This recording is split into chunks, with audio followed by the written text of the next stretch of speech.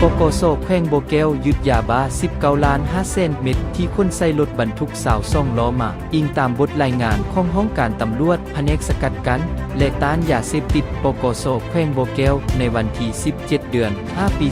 2025ทางเจ้าหน้าที่ตำรวจประจำจุดกวดการน้ำกึ่งแม่นได้ปฏิบัติหน้าที่กวดการยานพาหนะปกติจนฮอดเวลาประมาณ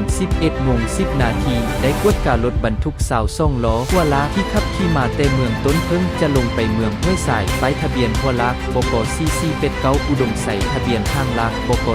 4753พบผู้ขับขี่1คนชื่อเท้าแปลว่าอายุ29 ปีอาชีพขับรถสัญชาติลาวส่วนเผ่ามงอยู่บ้านผลสว่างเมืองน้ำบากแห่งหลวงพระบางผ่านการตรวจค้นรถคันดังกล่าวแม่นเห็นว่าได้ดัดเปลี่ยนสภาพซุกเสื่องยาเสพติดภายในตู้คอนเทนเนอร์เจ้าหน้าที่ตำรวจประจำจุดกวดการน้ำกึ่งจึงได้กักตัวผู้ขับขี่และรถไว้แล้วได้รายงานกองบัญชาการปกสแขวงโบเกลนำเอารถคันดังกล่าวขึ้นไปกวดกายอยู่กองบัญชาการปกสแขวงโบเกลผ่านการกวดการรถดังกล่าวได้พบเห็นยาบ้าจำนวน70เป่ามี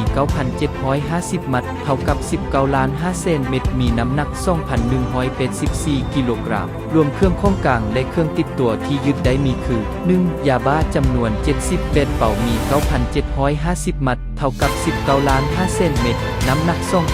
2,184 กิโลกรัม2. รถบรรทุก22 ล้อหัวลากสีแดง1 คันทะเบียนหัวลากบก4489อุดมใสห้างลากบก4753ร่วงน้ำผา 3. โทรศัพท์ยี่ห้ออินฟินิตสีฟ้าจำนวน1 หน่วยปัจจุบันทางเจ้าหน้าที่วิสาสะเพาะคมดำเนินการสืบสวนสอบสวนเพื่อขยายผลและนำตัวผู้เกี่ยวไปดำเนินคดีตามระเบียบกฎหมาย